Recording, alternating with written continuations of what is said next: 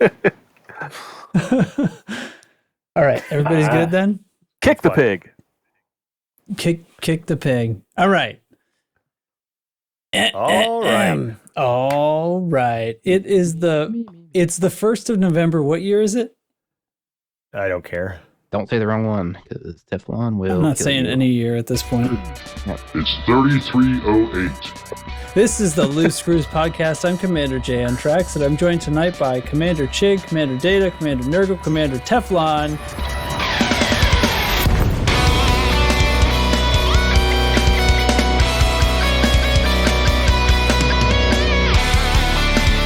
How is There Is Candy in My House Tempting Me season going for the rest of you? I mean, I ate it. Yeah, they eat a lot more candy than I ate the whole rest of the year. Yeah, Past that's 2 the days. same. Yeah. Same Yep. here. All right. So we took the candy that we still had left over from last year, passed it out, and then just collected more candy from the rest of the neighborhood. Wow. So gotta it was just like a cycle. You gotta take it. My son calls it the dad tax. Yes. Yeah. Yes. Oh, yeah. Yes. So my girl's, she's walking around. We're like halfway through the route, right? And she's like, "Can I eat a piece? Can I eat a piece?" And I'm like, "Well, you have to offer your parents a piece to earn a piece for yourself. So what are you going to offer me?" And I make her like go through and pick out one that she thinks I'll like. So I assume everybody does that, and that I'm not evil, right? You must make. I just take it out of their parental bag. gods. Well, no, the taking it out of their bag, that's after they're asleep, right? And then you dispose of the evidence before they wake up. Well, you have to No. check it for razor blades and needles and stuff Oh, like sure, that, right? sure. So, yeah. Make sure it's not a year old. Yeah, well, yeah, obviously. Who does that? Granted, I don't know. both of mine are too old to go trick or treating anymore. But when they did, no, I just stuck my hand in the bag while we were going and said, "I need something. Need a little nip. I need a hit." Yeah. Actually, me and a buddy of mine, his daughter's the same age as my daughter. They were like best friends, like from like kindergarten to like 6th grade, right? So we'd on trick or treating. You know, there's always like the one neighborhood that's best to go trick or treating in. So we'd go to that neighborhood and bring our kids. But me and him would just, you know, be drinking beer the whole way while the kids are running up to the houses and getting candy. We were just drinking beer, so it was fine. Nice. It was good. Yeah, because I don't eat candy. I try not to eat candy. We've started a tradition with some friends. It's actually one of my daughter's closest friends, their family, and a few kids from the school that we, you know, family friend group where the adults are friends too. So it's very very good and nice. And they have a very good neighborhood for candy. So we've gone over there, have a little party. The grown-ups get their thing. We were walking around with little sort of these Yeti metal, like insulated travel cups for wine. A bougie brown bag. Yeah, exactly. little go cups. It was a nice night. See, I do that shout out to like It's Always Sunny in Philadelphia. You just put red wine in like a Diet Coke can and you walk around. So your teeth are all red, but they think you're drinking Coke. They think you're drinking Coke. You think you're hiding it, but you're not because you smile and your whole face is red. Yeah. Hello, That's officer. how I used to. Yeah. That's how I used to hang with the opposite of that is how I used to hang with the big boys when I would go drinking with my friends in the Navy. It's like I'd order the first thing I would order in front of them when we were all ordering drinks. I'd order a Jack and Coke or a rum and Coke. And then I was like, I'm gonna go to the bar and get another drink. I would just go, can I just have a Coke? Like, can you just give me a Coke? Just an actual Coke. Yeah. Yeah, just an actual Coke. And so, if I felt like drinking, every other drink would be a Coke. If I didn't feel like drinking, then I would get the first one that's not a Coke, and then the rest of it would just be Coke all the rest of the night. There you go. It's a good way to not, become harmed. Yeah. Well, it's a way to not have to be teased about it. You still have a liver that functions. I don't do alcohol all that much. Well, anyway, join us next week for the next episode of the Loose Screws podcast. Thanks. I hope you all enjoyed yourselves. No, okay. Before we get too, this is all fun and this is all we have a good time. We have a good time here, but I have to address something because apparently some people don't. I'm not going to call anybody out, but apparently some people don't look at the announcements channel. I was not mad, and I did not mute the soundboard last week. It literally failed to record. I don't necessarily believe you, but okay. No, it did, and I tried my best to recover it, and I couldn't. And the reports from these chaps were that they really felt like that was the right one for it to fail on anyway. So how do YouTubers start their apology videos? This is that.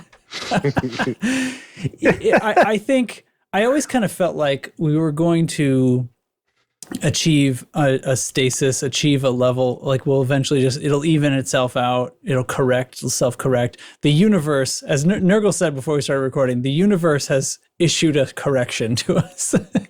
It was going a little too far. So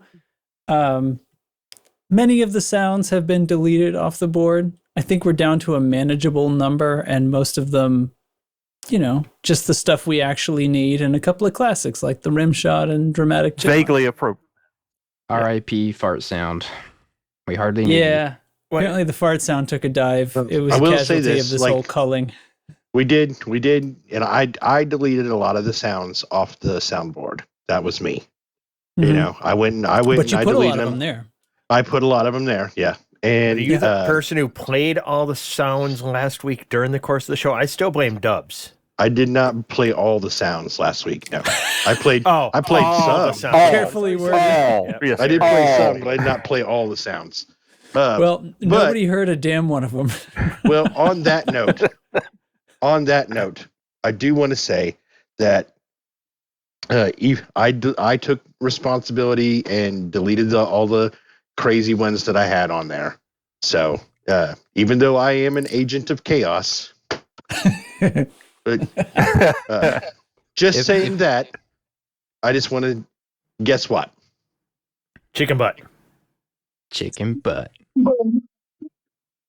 Teflon has his own soundboard. Oh God, this one is totally. I need to find a new podcast. This one chaos. is all mine, and nobody else has access to this one.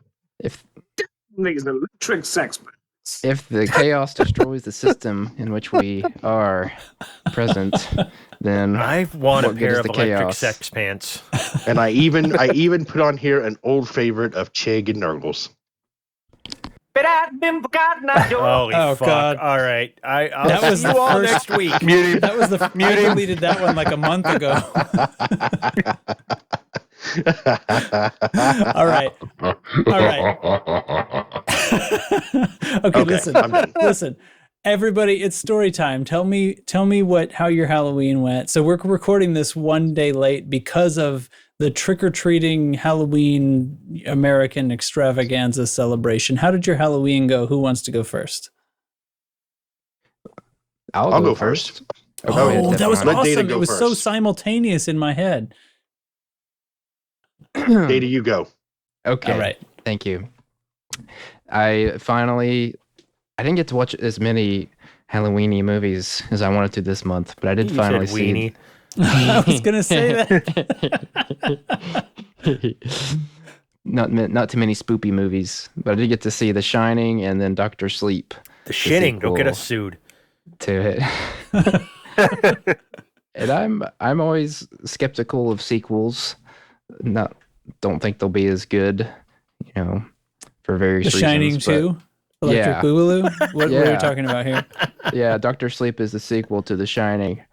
Oh, And he's it's serious. Oh God. Yeah. Yeah, God. it's a good movie. All right. I'm waiting for Yeah. Titanic too. There was like so many Titanic movies put out around that same time. You probably could find Titanic The Rising? 2 and Zombie Ship. The re-sinking.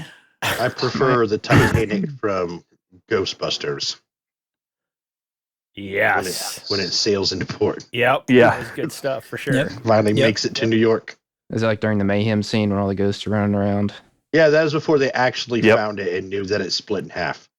Oh, okay. Yeah. Yep. Hence is yep. why it's able to sail into port. Although We I just don't won't think let that would Data have finish stopped his a story, ghost ship. will we? No. Okay, so there he is. He's watching movies. Okay, Yeah, I've go ahead. watched movies, and it's been miter mayhem. Been doing a lot of miter cuts, putting up a lot of Uh-oh. trim. Oh, he's Yep. trimming. Yep. A lot They of build trim in more the stairs to bedroom. nowhere. No, No, he's trimming the stairs. Yeah, I'm trimming a room. Trimming a He put bedroom. He put a room in the middle of nowhere. I lamented last week I can't do a New England accent, or else I'd be impersonating Tom Silva all the time from this old house. When we talk about our home improvement. I thought it was Tom Wick. That was so good. I get to see a bunch of those images in the morning before I had listened to the episode, so I did not have any idea what was happening.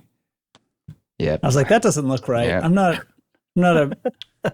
a John Wick connoisseur. I was but don't talking think that's right. about. Well, you listen to it, you know now. I do. Yes. Yeah. So yeah, that's been like all of my free time. I think I finally got the last piece put up today. Right on. So yeah. Halloween shenanigans, trimming a room, Yes, spooky. and giving kids old ass candy. Spooky. Yeah. Hey. Candy corn. Yeah. I will yeah, say just, this. just loose candy corn in there. I If just it wasn't carry for it in the- my pocket all season and just hand it to random kids. Yeah. Gets me in trouble every year. It's like No idea what I'm talking it's like about. the end of Ferris Bueller when the principal gets on the bus and the girl's like, have this gummy bear. It's been in my pocket. Nice and Oh, you warm." think? What's up with you, Teflon? Oh, we took the kids trick or treating the other day. They went trick or treating twice. They went to trunk or treat in the other in Bowling Green, and then they went to trick or treating out at school. And that was what they got. And I will say, other than the candy, I don't care for Halloween because I don't care for I don't care for like horror movies, and I always see advertisements. I used to, not so much anymore because I don't watch cable anymore. But I remember back in the day when we used to have cable. You would always see advertisements for like the spooky marathon or all this month. We're kind of showing these horror 13 movies and stuff like that. And there's always, and it was always like, because the reason I don't watch horror movies is because I don't like gross things. It will make me sick. Oh, okay. Mm. And then I won't be able to eat for like a week because it'll be stuck in my head. Whatever, I'll get this visual in my head. I'm pretty good anymore, after being around for 37 years. Like, How do you feel about maggot cheese? I'm pretty good about in blocking stuff out and not seeing stuff that comes up that could be potentially spoil my or gross me out. So anymore, but. And I'm pretty good at ignoring things that do that. But yeah, that's the reason I don't really like Halloween is I don't like horror stuff. I can deal with it. I can deal with the cutesy part of Halloween, and I do like carving pumpkins. But I just took our jack-o'-lanterns out back tonight and set them out in front of a little truck. He took them out and put them out of their misery. I put them in front of our Deer food. We got a trail camera out back, so I put them in front of that and see, Oh, nice. see what comes. Yeah. See if the pig comes or if a deer gets it first. Tell me about the rabbits, jack-o'-lantern. Wow. I don't know that one. Wow. Yeah. Of mice and men, isn't it? Yeah. I'm cultured. Yikes. Wow. That was out there. All right. Other than that, Yeah. I've just been I played a little bit of the game this week. I've actually guess what I have been playing. You'll never guess. Stellaris. With yourself. No. Canasta. Overwatch. Well, I did play some Overwatch. That's not what I was referring to.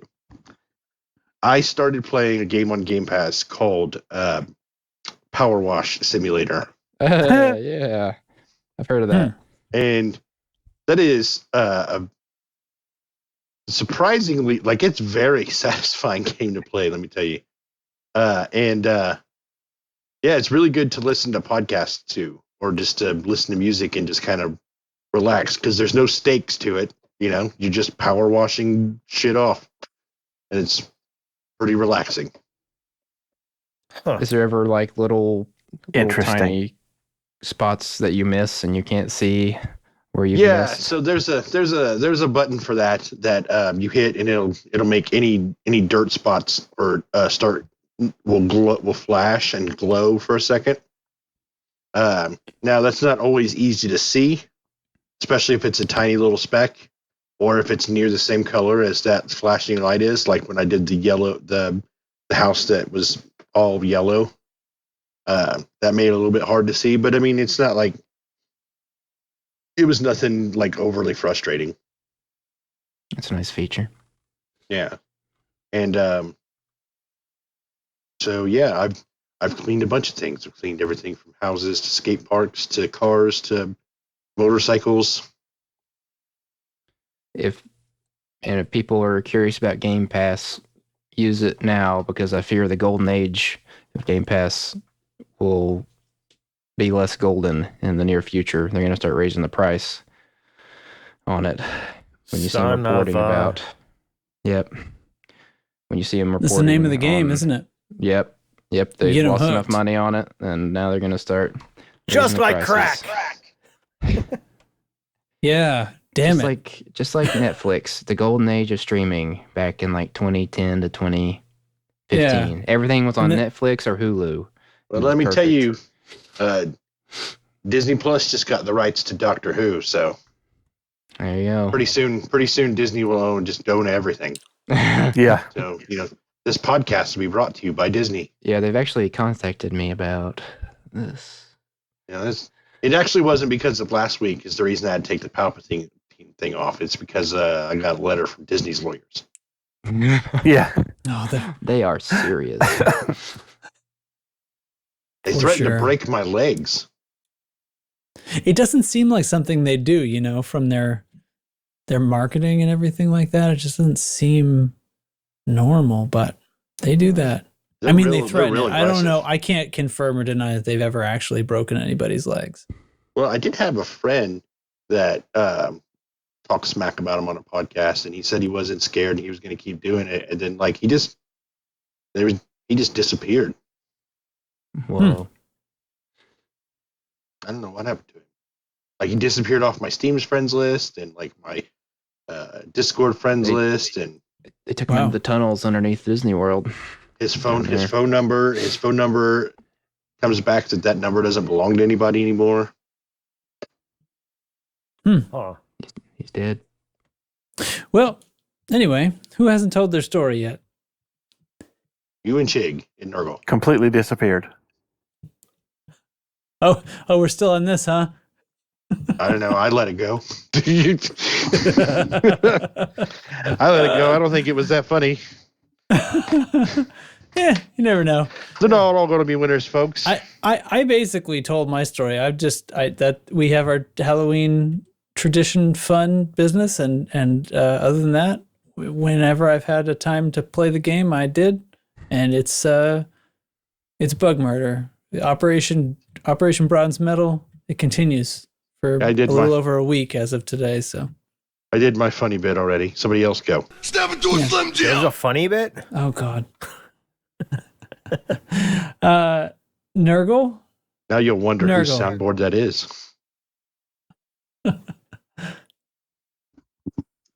Nurgle, how you been? What's you been doing? What's up? Oh shit, he's gone. Yeah. Oh no. Oh, He's he's back. back. What the He came fuck back. is going on? I don't know. This keeps I don't know. happening. My internet has decided it doesn't want to play very nice tonight, but Okay, well, hopefully the recording, it should fix that. There was 2 chins Yeah. for a second too. That was fun. Anyway, how you been? Yeah. Good. Played some over the weekend. Played the actual game some over the weekend. Didn't really do much for Halloween other than sit out on the front porch with an adult beverage and hand candy to children. But because my youngest son is 20, so if they want to go trick or treating, they go on their own. They do their own thing. Yeah. But That's what's up. I kind of miss it because Trax was kind of talking about this earlier, and I'm assuming most people have a similar situation. There's the one neighborhood that goes all out for Halloween, and we happen to have a friend that It's the lives rich in people. that one. Well, in this case, it's not, but this is huge. Ours This is. huge neighborhood that's pretty close to downtown. They all go crazy for Halloween. We actually happen to have a friend who lives in that neighborhood. All the kids went to school together. They were all on a soccer team together. They've known each other since they were in kindergarten. So, for most of the 20 years my youngest son has been alive, we've traipsed over to their neighborhood on Halloween and, had this caravan of kids going around the neighborhood with a bunch of adults in various stages of inebriation, trying to make sure that they stay safe. There was the one crazy year where someone decided that it would be fun to just drive along in a truck behind the kids so we could all sit in the bed of the truck with the beverages. That didn't work. There've been rolling coolers. There've been all kinds of things. There've been, because the neighborhood is shaped basically like a giant X. So there's been we're going to do one leg and then we're going to go back to the house and get drinks. There's been we're going to pack it all with us. There was the one year somebody came with a Camelback full of beer. All sorts of things have been tried. Get a rascal. Or a golf cart. that would be. In there was the the one South, year- you guys are much more advanced than we are here in the South's hat.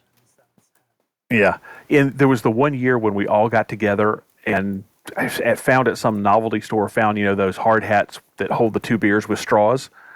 Yep. Have you ever seen one of those? There was one year when we bought like 20 of those and everybody walked around with those on. But like I said, the youngest of that group of kids is now 19 or 20. And COVID shut all that down and we didn't do it this year. And I actually miss that more than I miss anything about Halloween. But so, I sat on my porch and handed out candy for the first time in I don't know how long, because for years we haven't been at the house on Halloween. So I sat at my porch with an adult beverage and handed out candy to passing kids. It's just strange kids that came to my porch. Here, kids, have some candy. Should you give any to the normal ones? Are there normal ones? Well, you just described them as strange. Anyway, that wasn't funny. Let's go on. The strange I part appreciated is it. It was funny. the strange part is the adults that come up and collect candy. It's like, this is for my kid. That Okay. reminds me. Yeah. Okay, I do have 2 funny bits. I don't want to interrupt. That's what she said. Is it? So, 2 things. One of the houses that we stopped by, they had a special bowl. They said, this is the special bowl for adults who have dressed up. And we took a peek. He pulled it out. He wasn't going to show it to the kids, but he pulled it out and showed us the bowl for adults. And it was full of the little like hotel booze bottles and bullets. So booze and bullets for the Interesting. adults. Just loose 9mm bullets. Interesting. I'll take them. Yeah. Oh my goodness. And, there's gonna be so we weren't at exactly. We weren't at my house. My neighborhood's fairly small and didn't seem to have very much going on. But we left, and in years past, we've like put a bowl of candy there and just said like, take some. Yeah. But we forgot. So there was nothing, but I don't think anything was really going on. So we have our doorbell cam, and I was sort of expecting it to be just like blinking off the hook all night, but I only got like 3 alerts all night. But the first one was these group of kids who had to be like 14 or 15, but I see them run up and I hear them say like, "Oh, they got pumpkins. They've got to have candy, right?" And they come up and they bang on the door like full fisted. And both my dogs just let loose barking like super loud out of nowhere, and they screamed and ran away. I was like, "Oh my God, that was worth it." Never gets old. One of my favorite things from Halloween I saw on Reddit, where I think it was the pandemic year when everybody was on quarantine, and yeah, we did it like reversed over here, but yeah. So somebody built their own version of like the castle scene with the French knights from Monty Python and Holy Grail. And he was a French knight, and he would taunt the kids and throw candy down. That's awesome. Nice. Run away, or I shall taunt you again. I should taunt you a second time. Good stuff. All right. So it sounds like everybody had fun. Fantastic. So what have we got? What have we got today? We've got some squad stuff. There's some things happening. There's gonna be a Galnet recap like there always is. And then what we planned on for our discussion topic was gonna be AX combat. Apparently we're gonna just get into it. So I'm told. I'm game. I imagine this is going to be a 3-hour long episode. At least. Now let's see if we can get in, get out quickly. Let me put on a pot of coffee. Yeah. So anyway, let's start ourselves off right with a squad update, and I'm searching now. Of course, I put it under S. Here we go. Incoming priority message. Squadron briefing.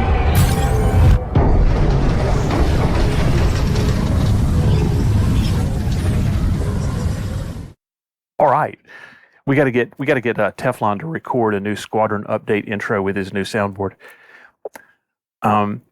We have wars firing up in Yemaia again. I think this is like the 4th time. 23 Andromeda, which we just arrived in, and this is to take over 2nd place right behind the Space Cats. And we have an election firing up in Midgard. Yemaia and Midgard we don't want to actually take over, but these are for below the top spot in the system fight, so we want to win all of these. 6 Andromeda is in the middle of its expansion cycle.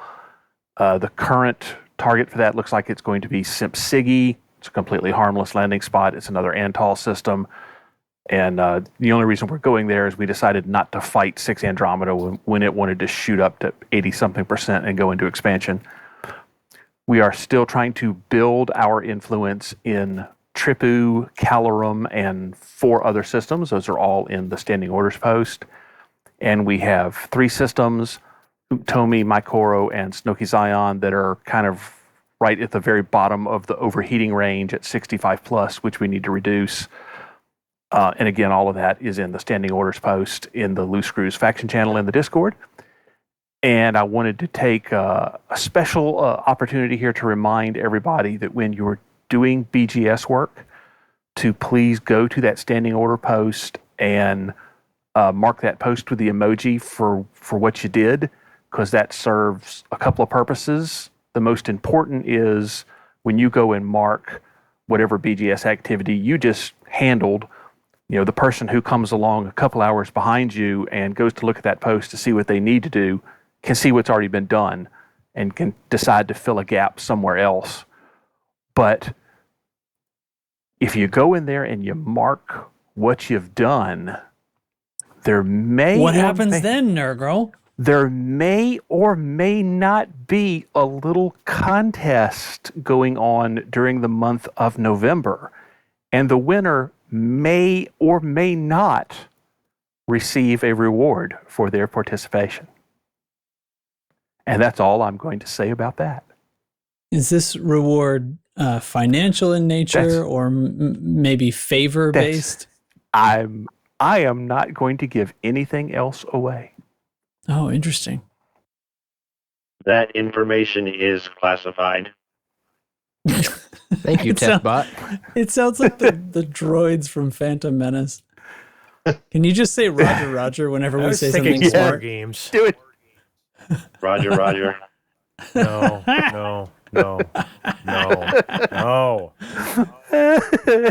Now this is pod racing. Let's just do Do I- Star Wars lines for the next Yeah, hour let's, and a half. let's Yeah. do it, but only the prequels. Do You I have really to ban just don't want myself me now? on the show. Yeah. Jesus. It's Palpatine not has that there weren't returned. good lines. No, from he this. said just the prequels. Like, I don't like sand. They're all dog shit. It's rough and coarse. It's coarse. It gets everywhere. It's not like you. In my view, the Jedi are Soft evil. and Gets smooth. everywhere. So killed them speaking of all. Star Wars, All right. why Not does just the- why does Nope, the special nope, session of the Nope. Anyway, so thanks for that glorious squad update. I hope something exciting happens with the BGS faction, and in about a week and a half, I will be back to gladly paying attention to that. I have a Star Wars question. That's a. Oh, God. Go ahead. How come in episode 4, when R2-D2 and C-3PO are put in the escape pod and shooting towards the planet, and they're about to shoot it, and the one guy goes, "No, don't bother, there's no life forms," and lets it go, so the droids get away. That could have ended all the Star Wars movies right there if we'd just blown it up. But then later on in episode 4, when the Millennium Falcon is pulled into the Death Star, they needed to go on board with a scanning crew because, they couldn't scan it to see if there were life forms on board. Why is that? Got him. You're Nailed. expecting Movie consistency. ruined. We're moving on. I swear George Lucas did a lot of shrooms back in the day. They Yeah, were no very doubt. into that fun Because stuff. the Falcon's hull plating was specialized in. There's smuggling Couldn't compartments. be- They detected life forms, but then myself. after they tractor beamed him into the thing, Han Solo said a quippy line, and they disappeared off the scanners. Up yours, Chig. All right. Oh, got him. All right, you win. So, dev news. There's going to be a stream. It's going to be in 2 days from now. It's going to be at 1600 UTC on Thursday. The autumn themed Twitch drops are still happening. So if you haven't got those yet, Don't they have a you member need- of Canon going on the Yeah, stream? Is that they've what got it's called? it'll include an interview with oh god, now there's 2 Nurgles. This is going to be fun to decode later. Anyway, yeah, they've said that there's going to be an interview between Bruce and a member of Canon. Is the sort of thing that sounds like it's probably pre-recorded the way they've worded it. But It will you be never know. true. It'll be true gold if they bring the member of Canon on and just taunt them for how little they actually know. If it's LCU, I can't get enough of that guy just talking with his normal voice. I don't get it. Have I heard him talk? I don't know what I'm talking about. Oh, I don't know. You don't have to have, but Okay. yeah, he does. LCU No Fool like one does. He does some stuff. Anyway, doesn't matter. He was on Live This is the way Radio we a talk in couple weeks Tucson, ago. This is the way we talk in Tucson, Arizona. Oh my God, stop it. Okay. Anyway, the Arizona, it's gonna happen. It's gonna happen. All right. So then that's it. There's no other stuff. In-game news. That means we get to play the Bard segment. Everybody, buckle up. We're gonna play the. Let's see. I've got a train, and then I've got a thing. And he said he was proud of this one. As usual, I haven't pre-listened to it, so I'll be muting myself so I don't laugh over it. Anyway, go on. On the board, the Tin Hattie Express!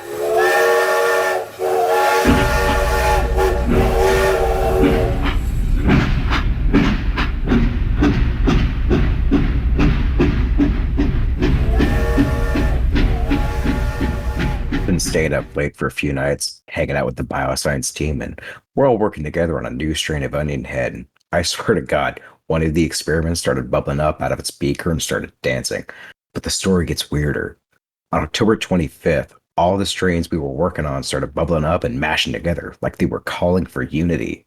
So after the novelty wore off on the 27th, we attempted to calm things down, hoping to give peace a chance, but later that day, we discovered the experiments were busy ignoring us by mashing things up in other parts of the lab. So we regrouped on the 28th, and we doubled down on our efforts to work together to solve the issue. That seemed like a popular idea until the 31st, when Simpy the Wonder Pimp decided we all suck and basically said they'll fix it all by themselves. So that's where we're at right now. But if all else fails, nothing says we can't mash with the monsters. That's the end. Oh my god. He's really stumbled onto something. That was awesome. He's either on And something or thematically on appropriate. something. Or Yeah. both. All right, fantastic, great job as always. The thing is, like this, you always still have to have read the Galnet to fully get it. So it's like it's not really a recap, is it? It's a tease. Anyways, Supplement. yeah, a supplement. There you go. It's an onion head supplement. All right. So is there any? There's still 8 cloacas out there. I noticed that no one else in the entire galaxy except this podcast has taken on Caustic Cloacas. That's a crying shame. We'll keep too. pushing. We'll keep pushing. I keep thinking it's going to happen. I mean, I'm not giving up. I'm not going to call him something different. I mean, when whatever it is shows up and we get to fight it for real or be destroyed by it for real or whatever, I'm still going to call him that. Why would I stop? I'm going with galactic gunk holes. I don't know. Anyway, that's it. All right. Thargoid bug report's the next thing on my notes. I don't have any news here, except, well, I suppose I could check in on the current scores, but nothing's final until about 9 days from now as we record. Special shout out goes once again to Commander Borked Bits for being the hero of our realm. I am, as a person who has, I will have a significant commitment to our total AX bonds for this season, and I saved up a bunch before we began. And that guy is giving me a run for my money for sure. He's working very hard for it. Let me check the scores. Let's see. I'm going to do it right now. Right meow. Leaderboards. Right meow. Loose Screws is currently sitting in 4th with a little over 75 billion in AX bonds. So putting us 25-ish behind 3rd and roughly 2nd place, which are only about 2 billion apart. So we're holding some to turn in at the very end, hoping that they're not kind of handling this like eBay. Yes, our final bid will go in on the last day, right at the last second, because we figure this is our thunder. We're not going to mess with anybody else after this. We just want it. So anyway, that's the story. And I've got no news on the bug report either. Does anybody want any sound effects or anything? I don't know. I don't know what to do. 2 here. new bugs this week that I hadn't seen before. One, I went to do a carrier jump, and all of a sudden, like, you know how you're like in the hangar, and then all of a sudden, like, the whole hangar disappeared, and I saw like this long corridor in front of my ship, and like huge pipes and stuff running through. So I was like seeing into the carrier body. Don't go into the light. What the fuck is going on? And then it started like re-rendering the walls back in, and then I crashed the desktop. That was new and interesting. I had never seen that one before. Then I had another one I was in. I brought my iEagle into a conflict zone, and it was Borked Bits and I don't know, a bunch of the usual people, Bondo and Boobtron probably. I don't know. All the usual suspects were there. So, I had enough people. I decided to bring my Eagle in to have some fun. And I don't have, you only have, one utility slot on an iEagle. So, it's a heatsink launcher. So I have to try to get to somebody when a pulse is going on that I know has a neutralizer. So I boosted towards Borked, and I must not have gotten close enough to him in time. So I got shut down. Well, my IEGO boosts to 705, so I'm shut down and just blasting off out away, and I never turned back on.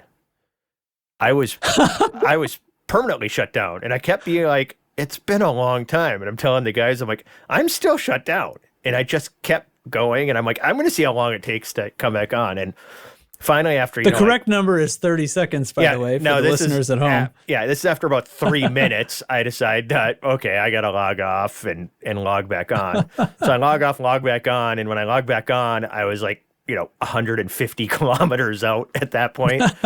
But the thing was, my ship's back on when I come on, but all of my weapons were shut down and my Heatsink launcher was shut down. Everything else was fine. So modules still disabled because it didn't go through the reboot sequence. It was as though it was as though I had repaired them and not turned them back on. It was just absolutely asinine. That's the first time in I don't know hundreds of times being shut down that I just didn't turn back on. So that was that this week. That's fun. Yeah, always fun. Delicious. Delicious. Arizona. New York City. Buddy. My mouse doesn't move fast enough. Hold on. You really are the most devious bastard in New York City. God damn these electric sex pants. I really want electric sex pants. I don't know what they are, but they sound marvelous. Okay. So that leaves basically just the discussion topic for this week, which, as teased last week, was going to be AX combat.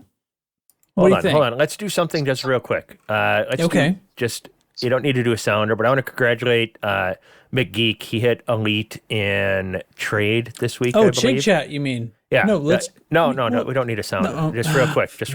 We'll just go. I just wanted to throw that out there. Then we got some pictures of some dogs going on. Jello Wiggler showing his Halloween co-pilot's great picture, but that's about it there. Oh, and a shout out to Borkbits again. The artist formerly known as a different name, but it's Borkbits these days. Yeah. Awesome. So that's all that there was. There was nothing fantastic. else. All right, moving on.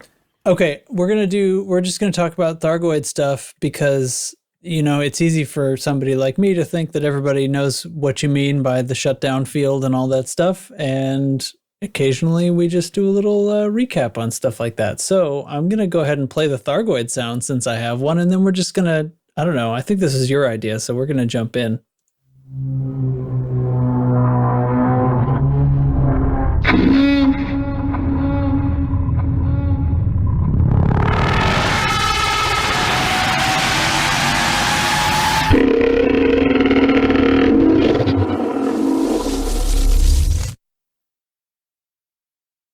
Bloody fantastic sound. So what's this about? What are we doing?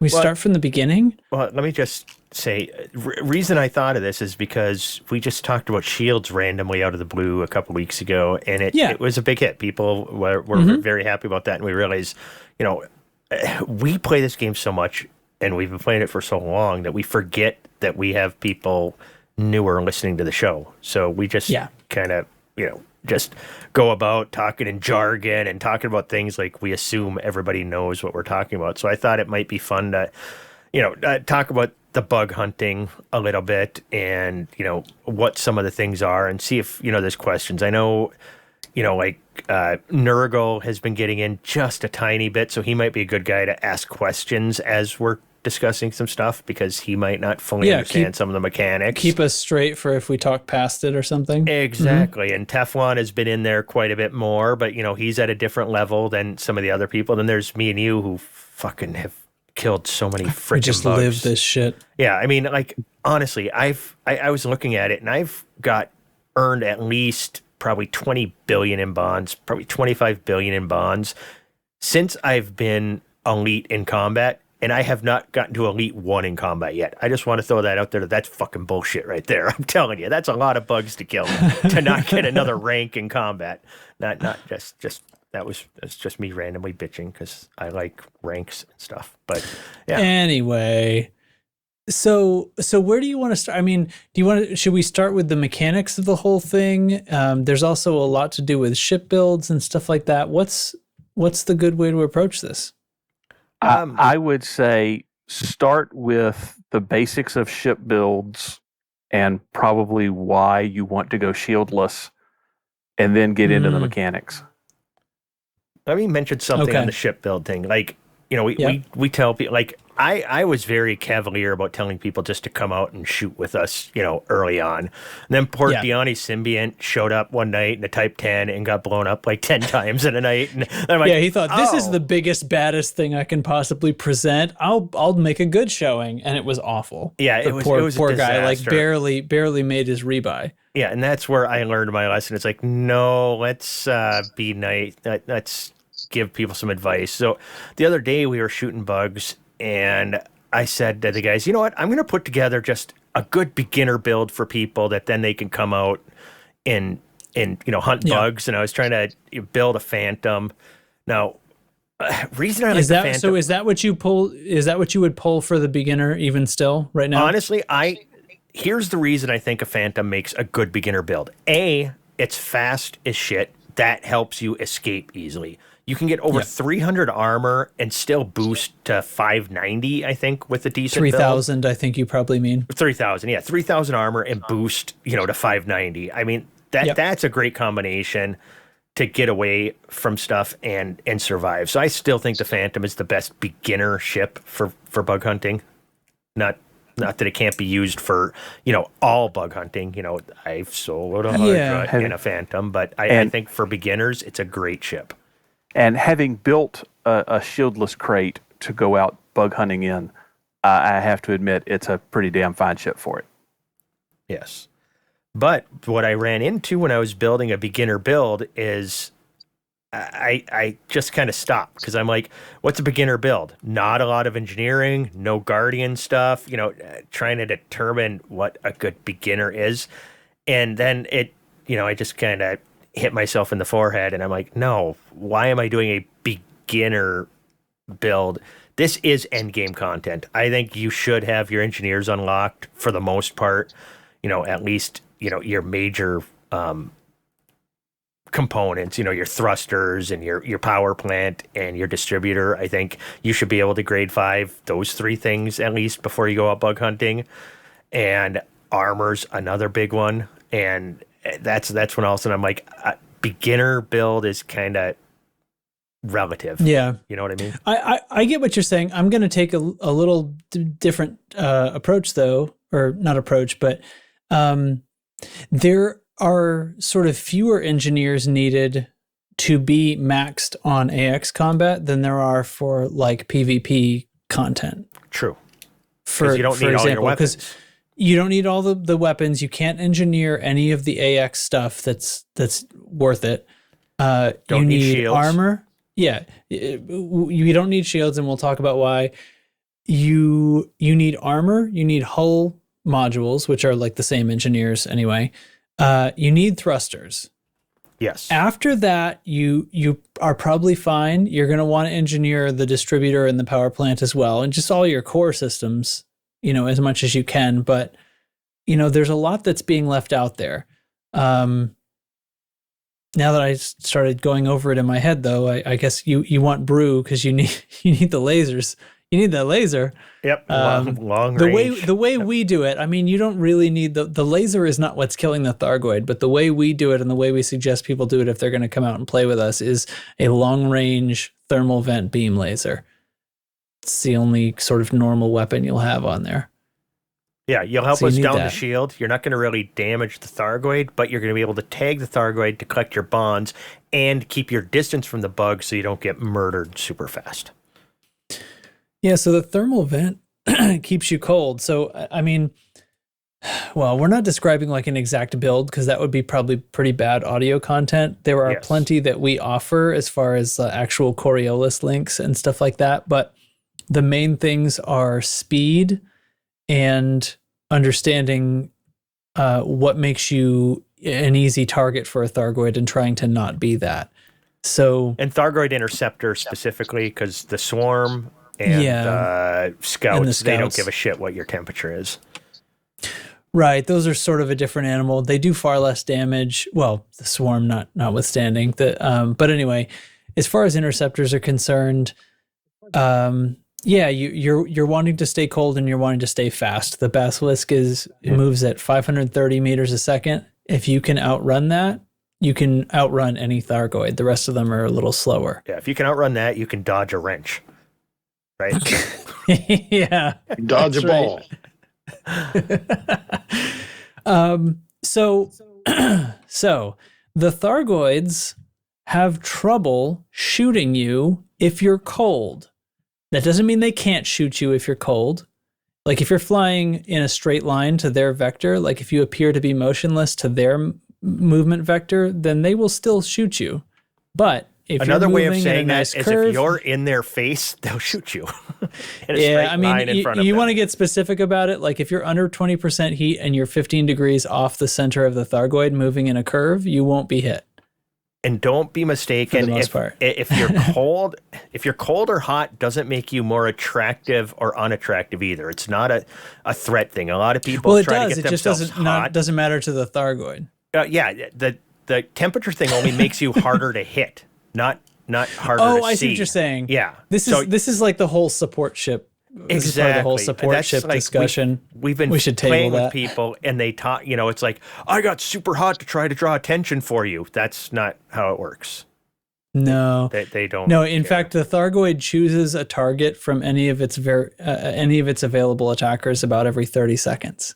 Yep. And it truly doesn't matter what your temperature is as long as you're visible at all. And it's not going to switch for another 30 seconds after that. Anyway, that's sort of detailed mechanic stuff that doesn't matter for the most part for this. So we have a ship that's fast. We've built it with armor. What else does it need? Heat sinks. Once again, stay cold, goddammit. Yes. The Thargoids have trouble leading their shots properly if you're cold. And as soon as you pop a little bit of heat because you fired a Gauss round and it made your heat go up above 20, you will take damage because they've been shooting at you the whole time, and those shots during that second will hit you. That's the way it works. Yep, that's exactly how it works. The other thing you need, which I thought you were going to say, is module armor. Module armor. We don't run shields on these builds, so you're going to want module armor. And what I've found is the better I got at fighting Thargoids, the more I tilted my balance of hull armor to module armor in favor of the latter. But tracks. Right, so you're moving forward too fast. Why do we not use shields? Why do we not use shields? Well, there's a number of reasons. Let's start off with reason number one. Thargoids do phasing damage. All of their damage will hit your hull, even if you have a shield in the way. The shield will block some of it. Yes, that's true. The shield will block some/most of the swarm missiles. Yes, that's true. But it's not going to block enough of it that it's going to save you completely unless you're just very fast. So especially when you get into the higher interceptors, not just the Cyclops, but the stronger ones, they will have just done so much damage to you that you're going to have hull/module problems anyway. So you have this probably the largest slot in your ship being taken up with a shield. And you might even have boosters on some of your utility slots. So that means you're getting to carry less heat sinks. You're having to synth more heat sinks. You're having trouble staying cold. All this stuff's compounding. You're having to use some of your distributor to keep that shield alive. Your precious distributor. Whenever you're attacking a Thargoid, you need 4 pips and weapons because having 4 pips and weapons minimizes the heat from your weapons. You have to have them there. And if you have them there, that means you don't have them in the shield because the remaining 2 have to go into engines.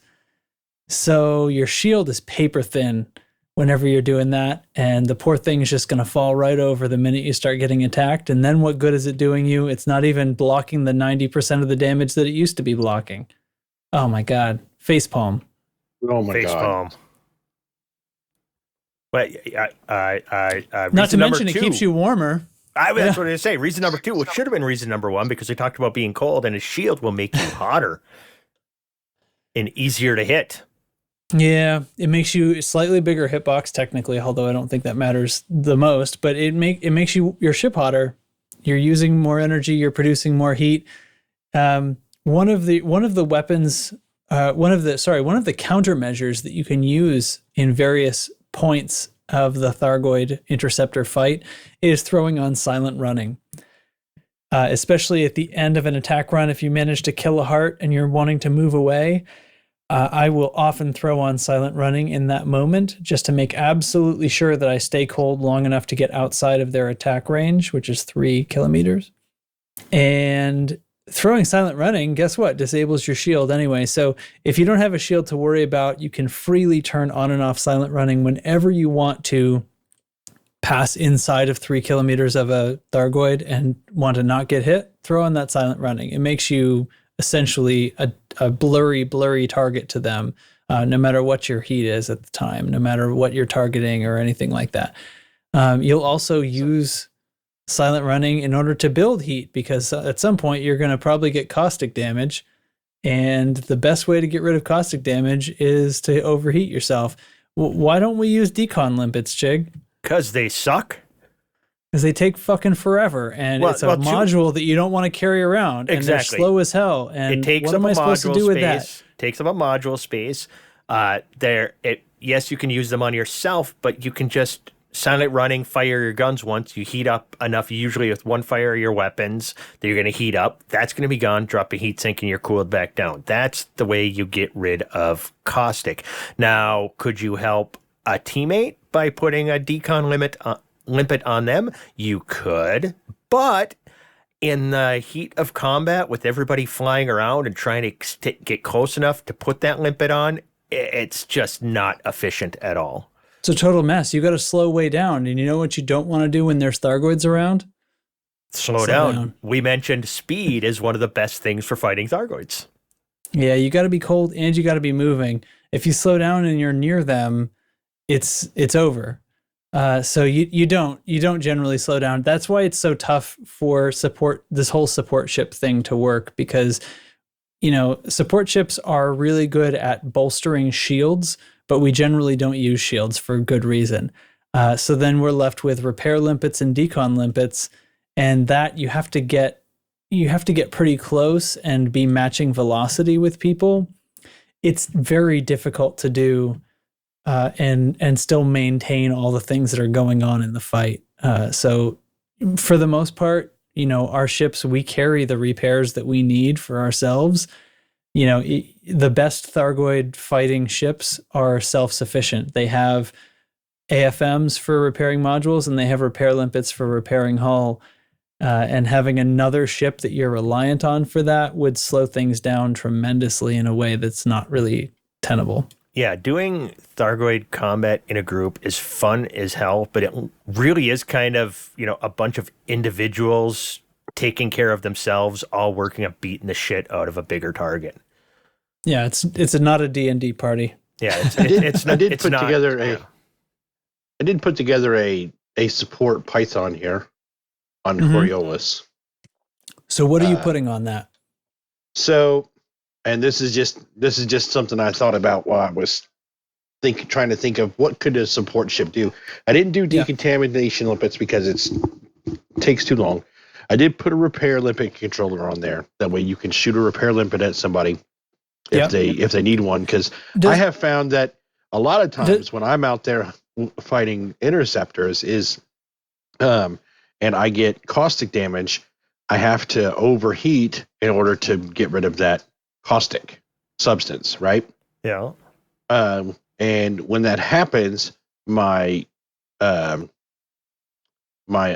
bay functions, my cargo bay door functions, and I lose my limpets. Yeah. Okay. That's what I meant. And I lose my limpets. Yeah, your limpets all fall out because you burn the hell out of all your modules. And I can't scent any more limpets anymore. I have to go around and collect materials. So like a support ship could come and run around. If they're running around outside the threat zone, they could run around and hit me with repair limpets. I also put on there the standard like module reinforcements and hull reinforcements, and I didn't put any shields on there. So he could have it on a cargo rack big enough to hold limpets. An AFMU in case you get tagged, because they can be fighting Thargoids. Even if it's a bunch of scouts there, it can still be do a lot of damage really fast. I put on multi-cannons for AX multi-cannons for fighting the scouts. So that would be an instance where if you can go into an instance that has scouts with people who are going to work on the interceptor, and you can take care of the scouts around, so they can focus on the interceptor. Or in the case like that mega ship, when sometimes scouts will show up, and while there's interceptors there too, so you could always take it if the scouts are getting too close to where the interceptor's fighting, you can go mop them up real quick. I also put on the the flak multi-cannons can hurt the interceptor too. It's not a tremendous amount of damage, but it's there. It exists. It's enough for the support person should only need to tag the interceptor one time and then let the other people kill it. Yeah. And you're not going to draw aggro from it as long as there's other people there actively trying to kill it when you just shoot it one time in order to get the money. The other thing I put on there is I put on a remote release flak launcher, so you can try and manage the swarm for the people who are fighting the interceptor. When fighting a swarm, the tip I got from Dubs is you don't want to kill the swarm, you just want to knock the number down in the swarm to where it's inconsequential. Pretty much. Usually, yeah, usually. To keep it from reloading and putting out a whole new fresh swarm. Exactly. For me, the swarm, it's when it hits you with those missiles, because they will fuck up modules. No matter how many module reinforcements you have, they usually mess up your weapons, and next thing you know, you're repairing your weapons. So in my opinion, I don't want to dispute that opinion, but I just, even a small swarm releases 4 or 5 missiles, you're not dead, but you're kind of out of the fight for a little bit, or greatly weakened. So I'm still an advocate for just ignoring the hell out of the swarm. We got to get into the interceptor mechanics in order to really explain like why that is, because like we haven't talked about the swarm at all. That's because we've gotten in the habit of completely ignoring it. Well, no, not ignoring it. We just dodge it. We don't try to kill it or anything. It's in a group fight, it's difficult to hit the swarm unless it happens that you're the one that it's chasing. And I am awful at the flak launcher anyway. The thing is, like, the interceptors actually don't replenish the swarm until certain conditions are met anyway. But if you're taking a long time to kill the heart, then you're going to end up meeting those conditions, and a fresh swarm is going to come out. Basically, you have to get into this. Like, if you're going to do the standard pattern that's advocated by like the AXI and stuff like that, where you bring flak launchers and you gain the attention of the interceptor, shoot down their swarm, and then move in, exert the heart, attack the heart, kill the heart, and then move away. There you can do that pattern. You can shoot down a swarm and then move in with no swarm there, kill a heart. If you fail to do it during, like, when you exert a swarm when you exert a heart, it's out for 45 seconds. If you can't destroy the heart in that time, you'll have to re-exert it. A new swarm comes out at that point. All this crazy stuff happens. We've gotten in the habit of rather ignoring that. And so I don't even carry flak anymore. And this is also because we were flying Phantoms for so long, and I know Chig still flies primarily that, I think. And I bounce around. Okay. I've been the Mark II, and my Eagle is what I've been flying lately. Yeah. It has fewer hard points, so we don't put flak on it. Anyway, yes, Teflon. And so the other things I have on this is I have a beam laser on there that could be engineered for either you can engineer it for shield boosting if you're flying with people who are going to be using shields, because there are shielded builds even though we don't typically use them. Yeah. and or you could engineer it for the thermal venting. Vent. Yeah, so that you can always do the cold orbit too if you want to or need to or whatever. The other things I have on there is I have on the Xeno scanner, so you can actively keep track of what you're looking at what you have targeted. Because the Xeno scanner is the one that gives you the data on it, right? Yeah, the number of hearts still up. Yeah, the number of hearts the and the shield level, shield strength hull level. Yeah. That's what I remembered. So yeah, that way you can see. That way you know what you're looking at and what you're facing. That gives you the information you'll need, because otherwise, whenever you have it targeted, it's just going to be jumbled mess, and you won't know what their shields are at, or what their armor is at, or how many hearts the interceptor has left, or nothing. 2 Heatsink launchers and a shutdown field neutralizer, so that you can do the neutralizer not just for yourself, but anybody else you happen to be around supporting. You can also, if you're close enough to them, if you can get close enough to them, you can keep them from being shut down too, so they can keep fighting. So this was my interpretation of a trying to build a support ship, and I used a Python because it can do everything. So even if it's disgusting. It's a little slow is probably the only issue, but it depends. So the thing that I would say about the support ship, the way you're building it, is that might work and it might be fun. The reason is it's probably self-sufficient because of the stuff that you've put on that's aimed at helping other people. Because I think the times when you'll actually be able to help other people will be maybe seldom. And that is, as long as you're okay with that, then that's still fun.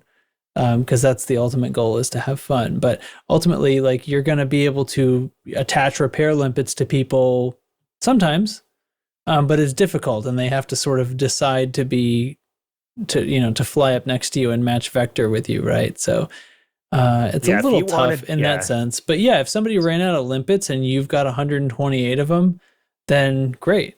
It makes me wish that you could just like send limpets that would crawl into somebody's hold, right? So they could use them with their own repair controller. But anyway, reverse hatch breaker limpets. Yeah, but you're building a support ship that can take care of itself, which ends up being the most important thing, because like the other times that people have come up with a support ship, it was like, I'm in here, like I can do a conflict zone and survive if there's no support ship, and my support ship is sitting here like struggling to not get blown up.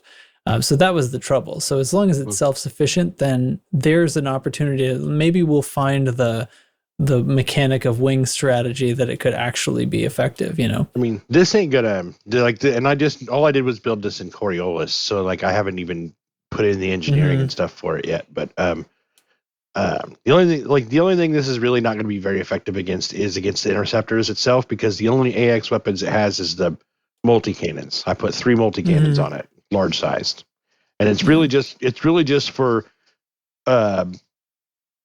To be honest, the most action you'll see is managing the swarm and mowing down any scouts. If you have scouts, sure.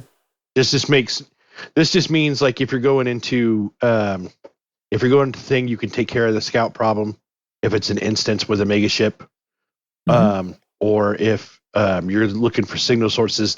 Having this with you just means you don't necessarily have to rule out the ones that have scouts and an interceptor in them. Right. So that's mainly what it's self-sufficient in. It's just, to be honest, dealing with scouts. You could even take this scout hunt, just go hunting scouts, which they don't pay nothing, but they do pay the least. But it can take care of itself. Like, it's going to be able to repair itself too. Yeah, it's got repair limpets, and it's got the AFMU and all the module reinforcements on there. Because I couldn't I couldn't think of anything else it really needed as a support ship other than the things I laid out there. Was stuff to take care of scouts, stuff to take care of the swarm, stuff to repair people, Maybe boost Yeah. shields if you're with shield people, or keep yourself cool if you're with shieldless. And make sure you can do the neutralizer.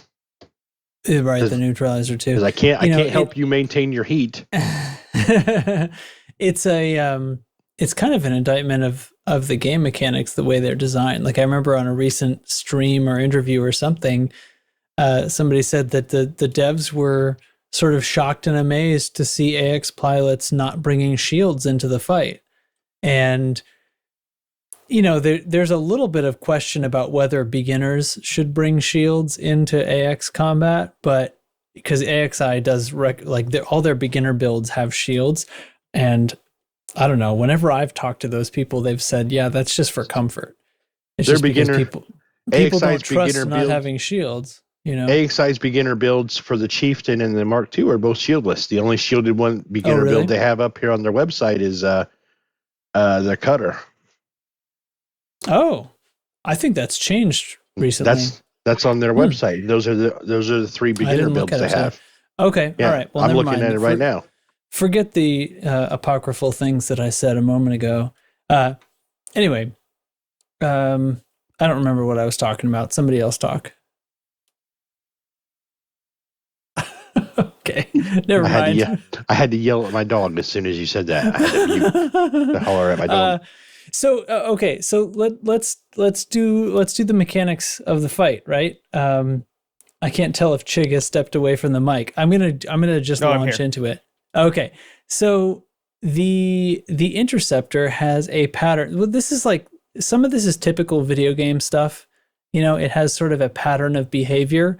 It's fairly complex in that there are conditional changes that can happen, and it's really quite fun. But there are sort of a predictable set of things that will happen, and the interceptor will get very violent with you when almost any of these happen. So the interceptor, I suppose I should start. There are different ways that you can even find them, whether it's a signal source or there are certain situations like at damaged megaships where they'll come in basically pre-hostile, right? But okay, I'm just gonna begin. It's fine. The interceptor comes in. The first thing it does is generally scan you.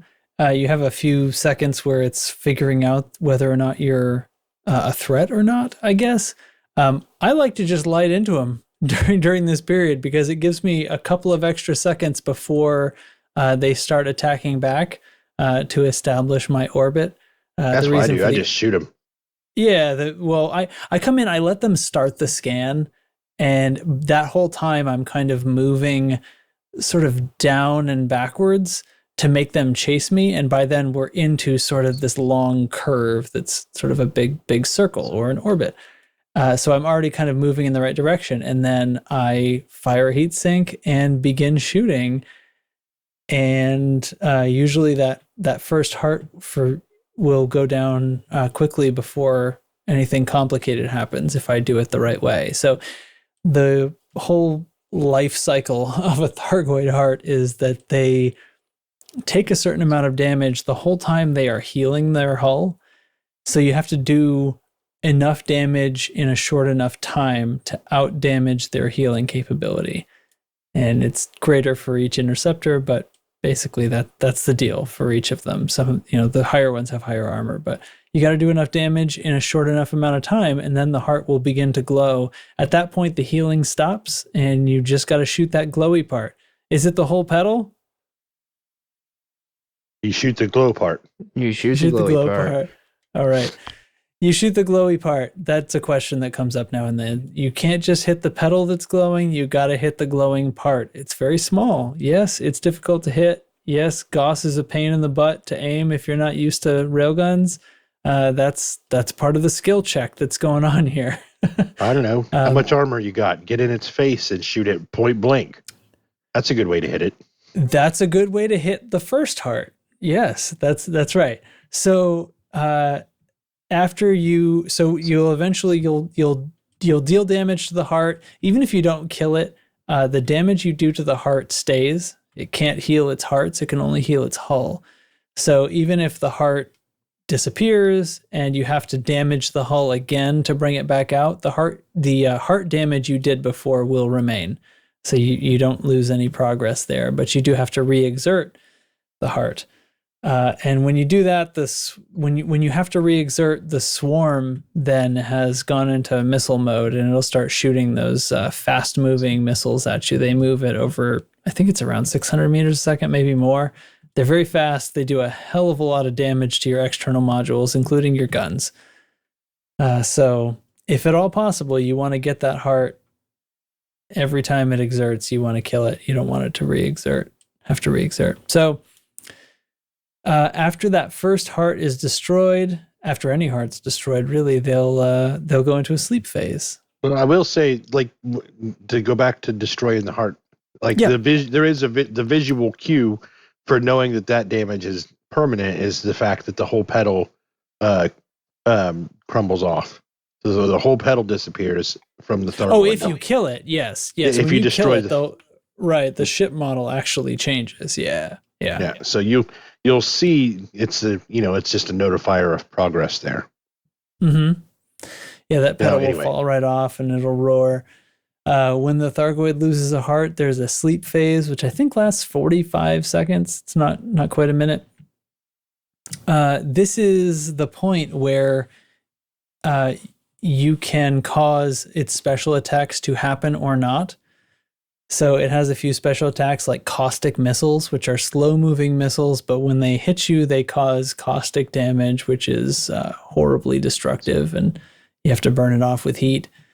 But if you stay cold and basically you aren't detectable during this time, it will not do that. And so you can avoid it by staying cold during this 45-second sleep phase. But the first heart, hold on, Tef, you dropped off of the eCaster thing.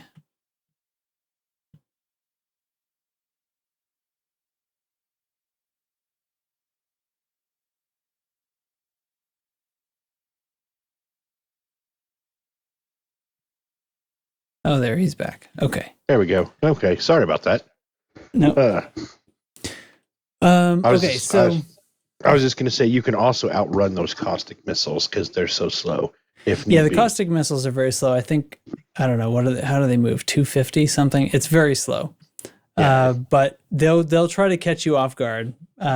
So they're not to be ignored, but you can easily avoid them with almost any ship. And you can if shoot you're them also if you are so inclined. But like point defense can shoot them, but they are actually pretty tough. So they don't. Yeah, they're tough like torpedoes, aren't they? Yes. Yeah. The faster swarm missiles too, the ones that don't do caustic damage, those can be hit by point defense. There's just so many of them. It's often tough for your point defense to get them all. Point defense can be effective against Thargoid missiles, but it's not the be all end all. I eventually took them off my ship. Waste of a slot. Yeah, I wanted the heat sinks more, but it's an option. It's something you could try out if you're struggling with missiles that might take the edge off, So we were in the sleep phase. The sleep phase is when the Thargoid will do its special attacks if you're hot, and you can skip them if you're not hot. The special attacks are the caustic missiles, and after the first heart, it turns on its lightning attack, which it's going to do whenever it gets close to you. I think it's like 800 meters or 730, 780. I don't know what the exact distance is, but if you get close to the Thargoid after its first heart has been killed, it will shoot you with lightning, which stops you dead in space. And what did we say about speed? You need speed. Speed's good. Being stopped dead in space is bad. The Thargoid lightning attack does massive shield damage, but does not do very much hull damage. And the Thargoid won't really shoot you while it's doing the lightning attack, but the swarm would just love to get all over you and shoot you all up with missiles and its normal bullets. And that can be bad if you get caught with that and you're a sitting duck. So it's rather bad. It will shut down some of your modules. The Guardian module reinforcements seem to offer some kind of protection against having your module shut down, but it's not 100%, and weird things happen. You don't want the lightning. If you can avoid the lightning, don't take the lightning. So that turns on after the first heart, and then that's the way it goes. Depending on what interceptor you're fighting, it has between 4 and 8 hearts, and any time after the first heart, it's going to be able to do the lightning. So this proceeds. The thing throws up a shield. The shield's on a timer. It basically decays in strength on its own. If you shoot it with a laser or shoot it with anything, it will, be damaged and drop faster, but it'll drop on its own regardless of whether you're shooting it. So you can just wait if you want to and use that time to repair. And then at the second to last heart, the penultimate heart, the other special attack is the shutdown field. It will do the shutdown field whenever the second to last heart is destroyed, unless everyone in the instance stays cold enough, at least everyone who's within range, which is probably 2 or 3 kilometers. So, and my dogs are barking. I don't know if that's going to come through or not. So that's another good time to, that's why anytime I kill a heart, I will try to maintain being cold. If I don't have heatsink cover, sometimes even if I do, I'll throw silent running on as I go away after destroying the heart, just to make absolutely sure that I'm doing everything I can to avoid all those special attacks, because they will make things more difficult. Mm-hmm. And I guess now we're down to the last heart, and then once the last heart's destroyed, the Thargoid has no ability to heal its hull. It's almost as if the hearts were doing that the whole time. What? And it seems sort of like they are, because the thing is, the Thargoid has 100% hull, and after its first heart is destroyed, its hull is depleted by whatever percentage that heart would have occupied. So in a Cyclops that has 4 hearts, that's 25% of its. Oh, I guess it's 20%. Because you divide by 5, the remaining hull, it counts sort of another heart. So each time you kill a Thargoid heart, its total hull that it has left is less. And it takes 20% of the remaining hull strength of the Thargoid to exert a heart. So every time you kill a heart, it gets a little easier to exert the next one, because the total hull strength is less, therefore 20% of that remaining hull strength is less. Hooray! So just to give numbers, a Hydra, at 100%, to exert that first heart, you got to knock 20% of the hull down to exert that first heart. So if you've got, and then it goes back up to 90% hull, then you need to knock 18% off to get the next one. Then it goes up to 80% and so forth. So when you get to the 6th heart, it's down to 40, right? 40% hull. So it takes 8% to knock down. That's not right. It's not down to 40. It's down. It'll be at 50. 6th heart, it'll be at 50. Yeah. So 10%. So yes.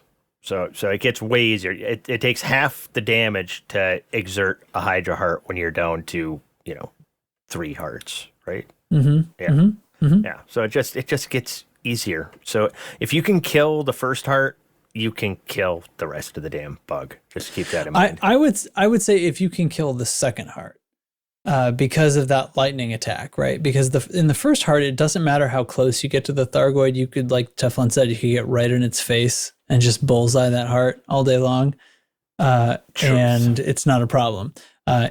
After the first heart is destroyed, though, its lightning attack is enabled, and so now you have to maintain this distance, right?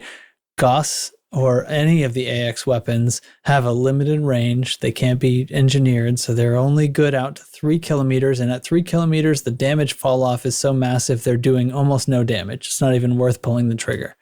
So you really are trying to get to 1.5 kilometers. That's the optimal damage. Beyond 2, I don't ever pull the trigger beyond 2 kilometers. Yeah, you might as well be spitting at him. Yeah, you're just not going to do enough damage. Those shots aren't worth the synth materials it would take to replenish your ammo. Yeah. So you pull the trigger between 1.5 and 2. You're trying to stay at 1.5. at 800, the thing's going to lightning attack you. So there's this narrow window, and you're trying to basically spin circles around the thing while maintaining your aim at the same time. You're also trying to stay cold, which means you have to get into a rhythm with your heat sinks, right? You pop a heat sink, you fire, and you get used to how long it takes before that heat sink coolant purge sound happens. And then you fire the next heat sink in order to maintain heat sink cover. And the whole time you're trying to stay within range, but you don't want to get moving in a straight line. The Thargoid's going to try to trick you. It's going to fly in this weird way that gets you to sort of move backwards in a straight line, but you don't want to do that. You kind of want to be maintaining this downward thrust, but also a side thrust. Like an orbit? Like an orbit. Okay. The way to do the orbit, the orbit's sort of hard to, I don't know if I'm even going to be able to describe it, but the point of the orbit is you want to move in the direction that the Thargoid is being forced to turn already. So it's a little bit similar to when you're doing normal human bounty hunting, right? When you're trying to stay on the engines of the ship you're attacking, right? You're trying to move toward their rear thruster in order to stay out of their line of fire. Except in this case, you're never going to get out of the line of fire of a Thargoid. They're just too fast. But they also keep in mind the Thargoid has that nice 800-meter buffer too. If you get within, they're going to lightning you. So it's harder to get. It's harder, them. But you have their engine trails, these red streaky engine trails, so you can sort of perceive the movement because the Thargoid moves in this strange way, and sometimes it'll sort of do these turns, and you learn to kind of anticipate what they're going to do. But you follow those engine trails, and you're generally turning toward them, so that you're continuing to move in the direction that the Thargoid is turning already. Not because we're not trying to fool them, it's because we're trying to keep them turning. Because if you move in the opposite direction of that, then the Thargoid doesn't have to turn anymore to face you.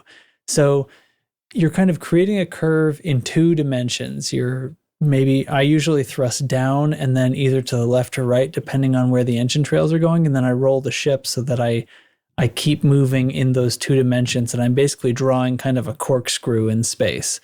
So the Thargoid's having to turn to match me. And usually they've got you moving kind of backwards this whole time. It's not something you have to use flight assist off for, but it helps. It sure is. Ultimately it's easier. I don't want to get in anybody's face about flight assist off because you can do it. It's just you will definitely need to have full range throttle available to you because you'll definitely need to be moving backwards. If you're not using flight assist off, then at least have full range throttle controls available. So that you can maintain a constant backwards thrust, and then get used to how much thrust is going to matter. And depending on the ship, they have different characteristics of the balance of speed to turning, and that's what kind of governs whether you need to use boost at all to maintain this orbit or not. Usually, you need to be going quite a bit less than your ship's maximum speed in order to get the best orbit. So you'll actually slow down a little bit as you start the orbit. And that's a big reason otherwise that you'll blow past them. The Chieftain is kind of the meta is because it is the easiest to keep that orbit without any boosting. It just kind of naturally settles into a nice groove with perfect FA balance off and everything else. Yeah. It doesn't lose turning speed when you're outside of the sweet spot as far as throttle is concerned as well. Like the FDL being sort of the prime example, it's the opposite of this, right? The FDL, if you don't have full pips and engines and if you're not in the sweet spot, the turning speed, the glorious and amazing turning speed of the FDL is absolutely nerfed. It's just very sensitive to that. The Chieftain is sort of the opposite. It just never loses turning speed no matter what you're doing. So it's an ideal ship for it. The Crate's kind of in the middle of those two, but the Crate 2, you're going to boost to turn at a good rate. Yeah. Because you have that size 7 distributor, you've got infinite boost basically in any of the Crates, and it's you can, you can just boost indefinitely to maintain your orbit. It'll be a much faster orbit because of that. Yes, that faster, tighter orbit, really. You're just boost. Yeah. You're doing things just faster. I don't know. Did I miss anything? That's the gist of it. Yeah. just keep in mind, speed, cold, ditch the shields as soon as possible. I know it's scary if you've never flown shieldless. Bug hunting, they make you hotter, which is not as good. They take up a slot that could be, the biggest repair limpet thing you could carry potentially. They make your hitbox ever so slightly bigger. I don't think that matters. And we lost Stefan again. No, we lost tracks. No, we lost tracks. Shit. Yeah. From both. What are we gonna do? No, I'm still in this one. Here, I'm back. Yeah, it booted me. Huh. Weird. Odd. Things having trouble today. Yeah. I lost track of my carrier. There it is. Okay. Sorry. You were saying shield's bad. Yeah, ditch the shields as soon as you can stand it, because they shoot through your shields anyway. Come on. Yeah. Be patient, especially when you're fighting with a group anyway, because like you're going to want to talk about other things other than the fight, because it would get real repetitive and boring if you only just talked about the fight. It would go like hearts down or hearts out, hearts down, shields down, shields down, hearts out, hearts out, hearts down, hearts down. This is good. This is good stuff here. This is good audio. We've said to people a lot of times before, it's about actually just getting out there and doing it, because the first few times it's going to be so overwhelming, all the stuff that's happening at once. So just being in the instance with the Thargoids, taking the massive damage that ends up happening to you. Oh wait, that was data. No, it's data. I thought that was tracks. I'm sorry. Refresh it. So yeah. Anyway, it's about just getting that experience, and once you can be in the instance and all that is happening, and you don't need to.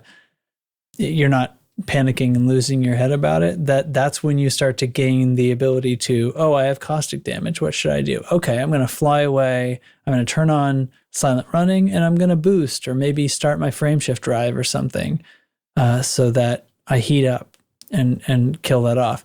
It's, at first it's going to seem like this crazy thing that, oh my God, all this is happening at once. I can't keep track of everything. I'm missing my control buttons and all this stuff. And that's how they get you. That's how the Cyclops, they take you down. The great motto of bug hunting is it's hard until it isn't. And it's really fucking hard to begin with. And then soon it just isn't. Yeah, and we're super patient with new players too. Just come in. We'll work with you. I thought the great motto of bug hunting was Jesus. Thought it was thick Thargoid booty, but all right, we can go with taste the rainbow. I like it. Wait, is thick Thargoid booty still in here? Wait, I did. Yeah, thick Thargoid booty.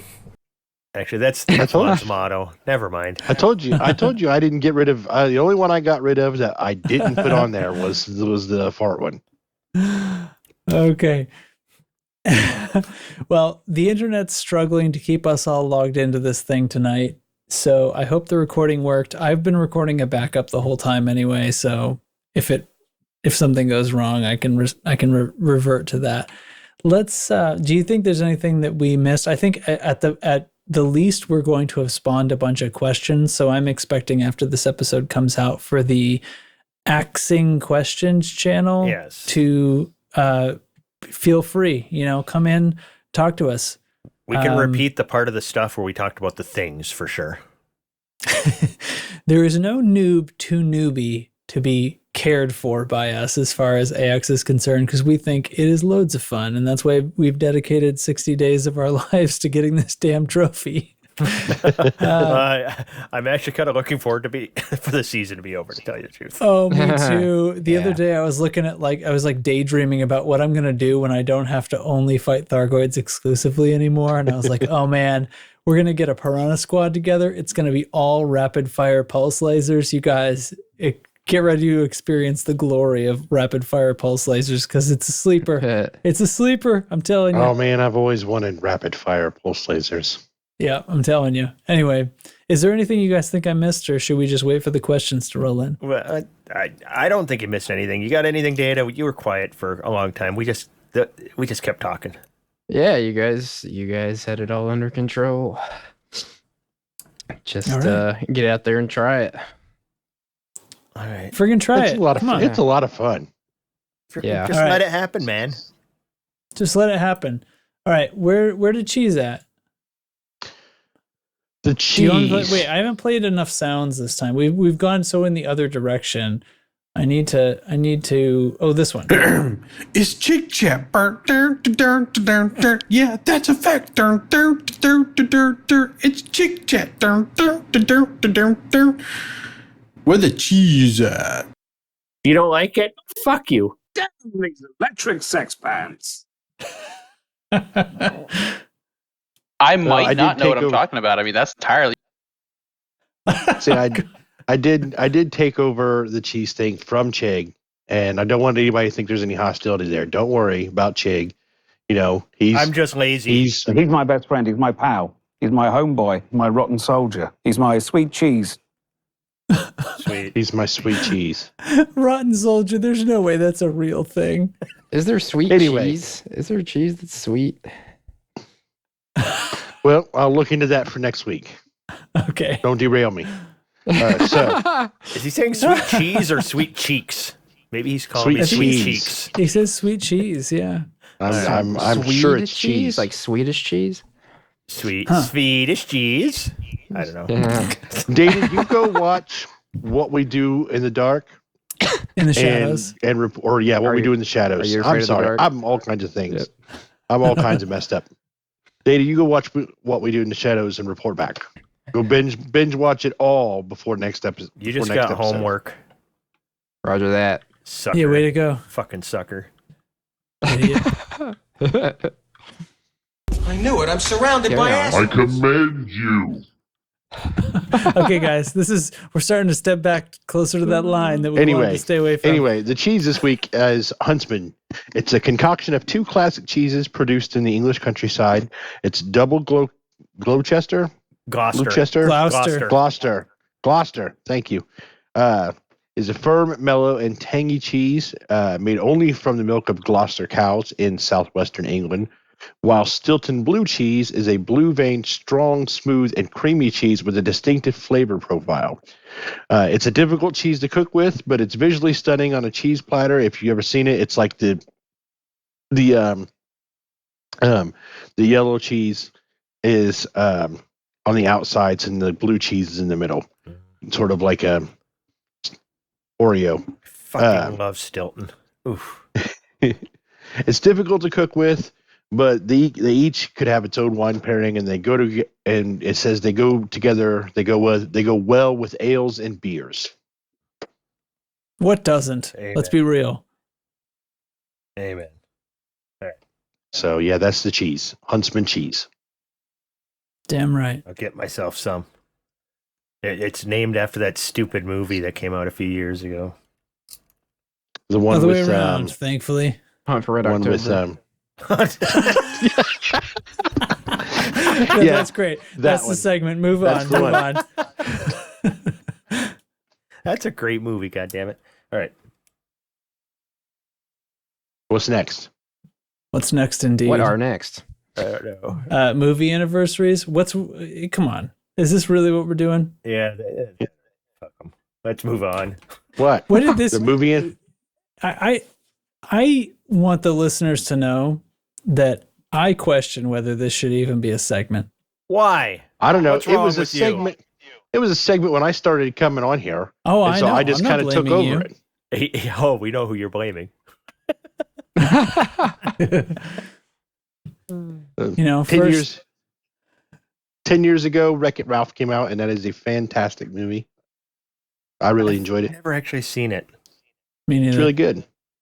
It's really Okay. good. Is that my homework now? I want homework. Sure, yeah. All right, I'm going to watch Wreck-It Ralph this week. All right, you watch Wreck-It Ralph and report back next week on what you thought. All right, I'm on it. We need something to talk about because Mommy won't be here, so it's going to be a rough show next week. Well, I mean, I have my own personal soundboard now, so. Oh, God, it's going to be rougher than I thought. And is now, terrible news. 15 years ago, American Gangster came out. That's a good movie. That was That is a fantastic movie, Denzel Washington. That is a good movie. If you haven't seen that, do watch it. Not safe to view around kids, but it's a great depends movie. on the kid. Well, I mean, if they're old enough, you be the judge of that. I'm not your kid's parent. Yeah, disclaimed. Well, he gave us a good movie to watch with kids, then he gave us that movie that we can watch without kids. Yeah. I'll Then you choose can to just watch the one pick the without one. kids. All right. You got to watch Wreck-It Ralph. You've seen American I'm not Gangster. watching it with kids. Fuck that. Fuck kids. Wait, don't clip that. Nope. Cut that. Oh my god. Trax, I'm going to need you Crazy. to send me the. Can you send me the recording of the podcast after No. this? You know, as a person who is signed in as an admin on our recording software, you're as able to download this as the rest of That'll us. put me back on the good side of Disney. Why did you tell him Yeah. that? Oh shoot, this Type 7's getting lit up by system security by my carrier. Good. Watch Type 7 blow Good. up. I hope they do blow it up. Volt. Yeah. Who is it? It's not Volt. No, it's not Paul Volt. But, Willis. oh, damn. Willis. That guy's a Oh, he's- bastard. What you talking about, Willis? Oh, I got shot by stray fire from System Sec. Sissek. Man. Guys, he's going to get away. You're failing. The security around my carrier is a joke. Oh, God, his shield back. This is awful. I've been there. Yeah, it's He's not- out. it's He's not good. gone. That criminal just made it away. All right, anyway, Wake scan it's time him. to close. Wake scan him and follow him and then murder him. I don't have a wake scanner. This is my AX ship. I don't carry that sort of equipment. Oh. Anyways, hey, that's it, right? What? Let's we don't have a show title. We didn't do anything funny. Nothing That's the funny name of the happened show. this We whole didn't do time. anything funny. That's a good show Nothing title. funny happened the whole time. All right, that's it. You nailed it. Way to go. I'm typing it everybody. in right now. Hey, everybody, thanks for listening to our shenanigans. If you like the show, give us a rating. And if you didn't like the show, keep it to yourself. That's all Oh, wait. got to I have say. an idea. I have No, an write idea. hate Hold on. mail Oh, to God. to Here we go. Trax. Here we go. Here we go. Here we go. All right. Ready? Uh-oh. No. Oh, God. It's going to Thank you for listening to our podcast. Please join the Discord. Follow us on YouTube or your whatever podcasting app you prefer. Your It's like the whatever emergency podcasting broadcast. app. The emergency broadcast warning that would come over the TV. That's that voice. Please do voice. not be alarmed. Oh, my God. Stop it. What the That's so loud. Okay. All right. This I is gotta an call it. emergency broadcast. Tell of the the Loose emergency Screws is people need to Oh, my people God. need to System. contribute to our Patreon. Somebody's still Get them to do listening? that. What? There's no way. No. All right. there's no Anyway, way it's find us over. if you want to support the show. Find us on Patreon.com. It's patreon.com/loosescrewsed, and you can find the merch store at loosescrewsed.com. That's about it. And go fuck Please. yourself, San Diego. Wait, is that what he Please says? support us on Patreon so they now owe me the money I paid for this soundboard and voice software. You're thinking, Can't. oh I man. can't. Don't take worry. If you support the show on Patreon, none of that money will go toward Teflon's soundboard habits. Don't worry. No, I paid for my own soundboard. I got a lifetime use of this for $30. Oh, you're doing What a fine. deal. Sucker. What a deal.